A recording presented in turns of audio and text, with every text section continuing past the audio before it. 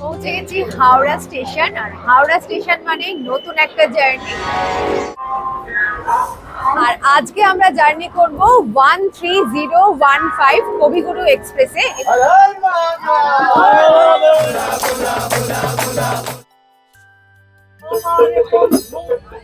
আর আজকে আমাদের গন্তব্য হচ্ছে মা তারার কাছে তারাপীঠ।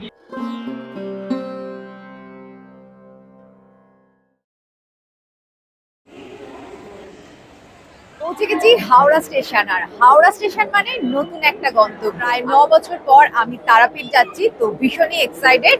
নমস্কার, ট্রাভেলিং বিটুইনের আরো একটা নতুন ব্লগে আপনাদের সকলকে স্বাগত জানাচ্ছি। আমি প্রিয়াঙ্কা। আজকে আমরা 13015 কবিগুরু এক্সপ্রেসে করে পৌঁছাবো রামপুরহাট।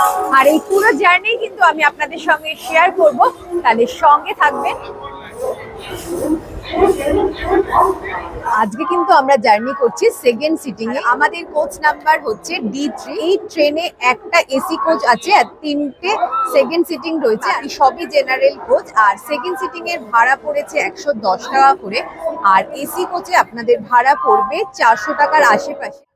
13015 কবিগুরু এক্সপ্রেস এই ট্রেনটি সপ্তাহে প্রতিদিনই হাওড়া ও জামালপুর জাংশনের মধ্যে চলাচল করে। হাওড়া স্টেশন থেকে এই ট্রেনটা ছাড়ে সকাল 10:40 10:54 আর প্রায় 14 মিনিট লেটে কিন্তু ট্রেন ছাড়লো হাওড়া স্টেশন থেকে।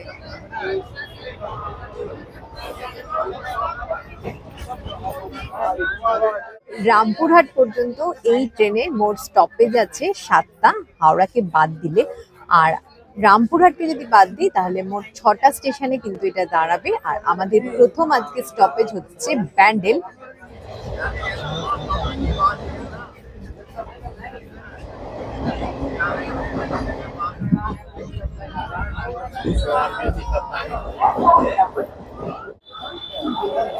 আমরা পৌঁছে গেছি আজকে আমাদের প্রথম স্টপ ব্যান্ডেল জাংশন। আর ব্যান্ডেল জাংশনে ঢোকার কথা ছিল 11:35-এ, বাট ট্রেন কিন্তু প্রায় 25 মিনিট লেটে 12টায় ঢুকেছে। এখানে স্টপ হচ্ছে 2 মিনিট। আর ব্যান্ডেলের পর আমাদের পরবর্তী স্টপ হচ্ছে বর্ধমান জংশন। আজি ঝড়ো ঝড়ো মুখর বাদল দিনে। আজকের দিনটা কিন্তু একদম বর্ষা মুখর বৃষ্টি ভেজা দিন। সকাল থেকে বৃষ্টি হয়ে যাচ্ছে। বৃষ্টি ভেজা দিনে বাইরের প্রকৃতিটাও কিন্তু ভীষণই সুন্দর হয়ে গেছে।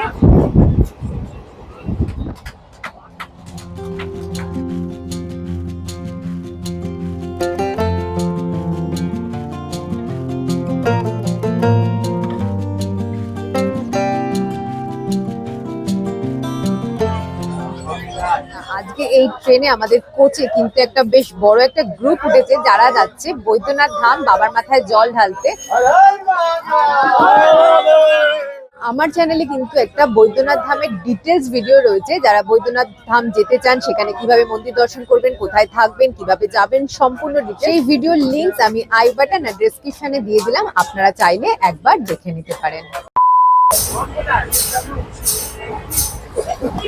এই ট্রেনে কিন্তু খাবারের কোনো ব্যবস্থা নেই, কোনো প্যান্ট্রি কার জাতীয় কিছু নেই। তাই আমরা ঘরে থেকে কিন্তু খাবার নিয়ে এসেছি।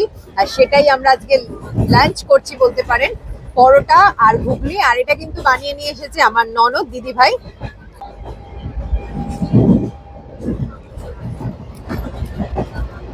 দারুণ হয়েছে ঘুগনিটা।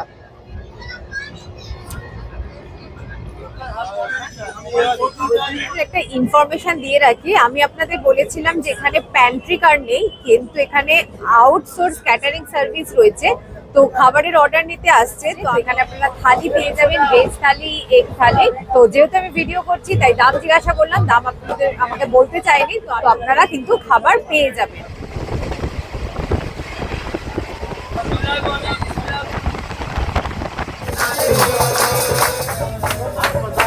ট্রেনের কিন্তু শক্তিগড়ে কোনো স্টপ ছিল না, কিন্তু শক্তিগড়ে 1 মিনিট দাঁড়িয়ে ছিল ট্রেন। আর শক্তিগড় ছেড়ে বেরিয়ে গেল। এবার কিন্তু ট্রেন দাঁড়াবে বর্ধমান। আপনাদের আগেই বললাম যে একটা গ্রুপ এখানে উঠেছে যারা বৈদ্যনাথ ধাম যাচ্ছে। তো তারা বেশ গান করতে করতে যাচ্ছে। জমজমাট হয়ে আছে আমাদের কোচটা। আজকে বাইরের প্রকৃতিটা এতটাই সুন্দর হয়ে গেছে যেন মনে হচ্ছে শুধু জানলা দিয়ে বাইরেই চেয়ে থাকি। টাইম হচ্ছে 1টা আর আমরা পৌঁছে গেছি বর্ধমান স্টেশন। আর বর্ধমানেও কিন্তু ট্রেন প্রায় 25 মিনিট লেটে ঢুকলো। এখানে টাইমিং ছিল হচ্ছে 12টা 38-এ, আর এখন 1টা বাজে বললাম। আর বর্ধমানের পরবর্তী স্টেশন আমরা যেখানে দাঁড়াবো সেটা হচ্ছে ঘুষকরা।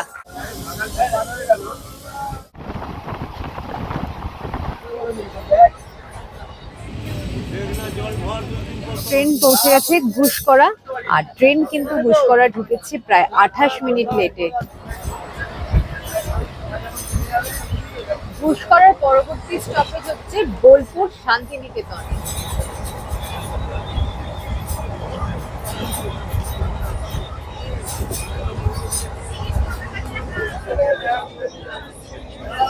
টাইম হচ্ছে 1টা 55 আর আমরা পৌঁছে গেছি বোলপুর শান্তিনিকেতন। শান্তিনিকেতন মানে রবীন্দ্রনাথের স্থান, এই জায়গার সঙ্গে রয়েছে বাঙালির আত্মার টান। আর এখানে এই ট্রেন দাঁড়াবে 2 মিনিট।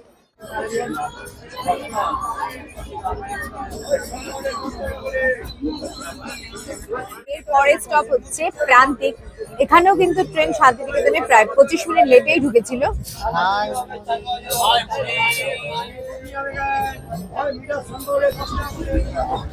পৌঁছে গেছি প্রান্তিক।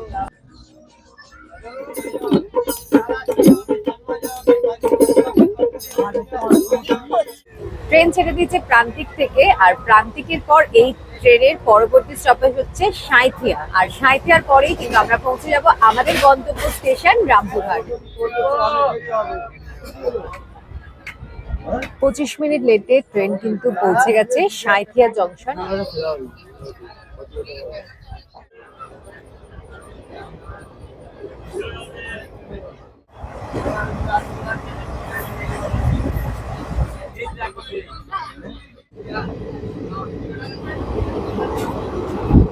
আমরা এখন ক্রস করছি তারাপীঠ রোড।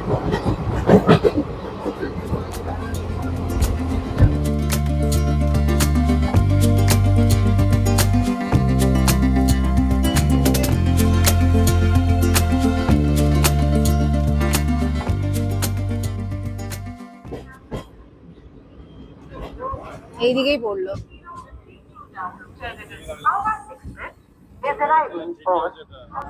তো আমরা পৌঁছে গেছি রামপুরহাট স্টেশন। 3টে 3 আর আমরা পৌঁছে গেছি রামপুরহাট জাংশন। ট্রেন কিন্তু রামপুরহাট ঢুকেছে প্রায় 28 মিনিট লেট। এটা হচ্ছে 2 নম্বর প্ল্যাটফর্মে ট্রেন এসছে, তো আমাদের বেরোতে হলে যেতে হবে 1 নম্বর প্ল্যাটফর্মে।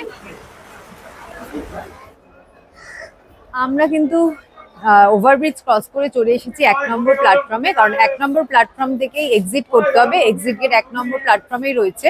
রামপুরহাট স্টেশনে কিন্তু এসকেলেটর এবং লিফট দুটোই আছে। আর এখান দিয়ে গেট দিয়ে বেরোনোর পর কিন্তু বাইরেই পেয়ে যাবেন টোটো, অটো সবকিছুই। এই রামপুরহাট স্টেশনটা কিন্তু তারাপীঠের মন্দিরের আদলেই কিন্তু তৈরি হয়েছে। স্টেশনের বাইরে বেরিয়ে আসলে প্রচুর অটো দেখতে পাবেন। এখানে অটো হচ্ছে শেয়ারিং অটো পেয়ে যাবেন। এখান থেকেই সামনে থেকে যে অটোগুলো ছাড়ছে এগুলো শেয়ারিং অটো যায়, পার হেড 50 টাকা করে। এছাড়া আপনারা রিজার্ভ করেও যেতে পারেন, রিজার্ভ অটো বলছে 500 টাকা। স্টেশনের বাইরেই এখানে রয়েছে একটা ফুড প্লাজা।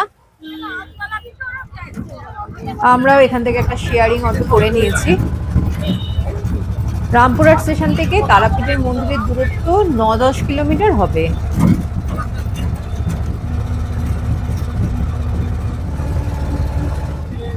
মন্দিরে পৌঁছানোর প্রায় 1-1.5 কিলোমিটার আগে থেকে রাস্তার দুধারে প্রচুর হোটেল রয়েছে।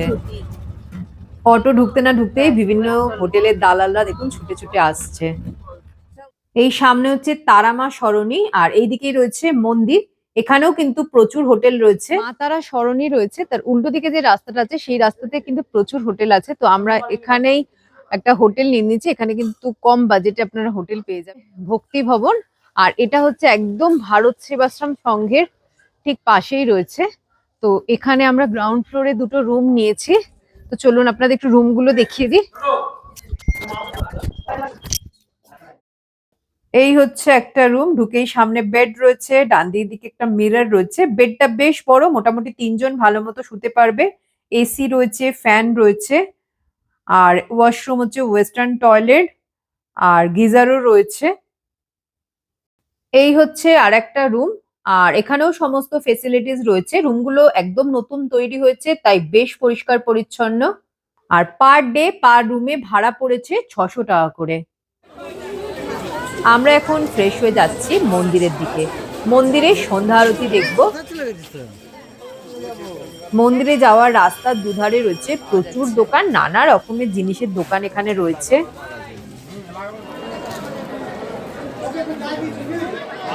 আমাদের পৌঁছাতে একটু দেরি হয়ে গেছে, অলরেডি সন্ধ্যা আরতি শুরু হয়ে গেছে। নাট মন্দিরে তো ওঠার জায়গাই নেই। অনেক দূর থেকে ভিডিওটা করছি, জানি না মানে কতটা পরিষ্কার উঠছে, আপনারা কতটা বুঝতে পারছেন। আমি জাস্ট একটু তোলার চেষ্টা করেছি দূর থেকে।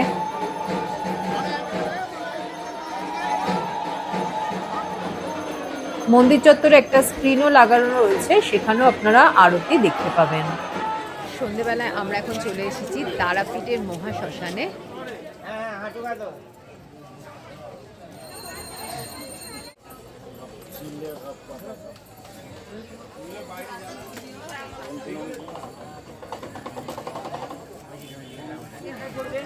মায়ের পাদপদ্ম, যাও নমস্কার করে আসো।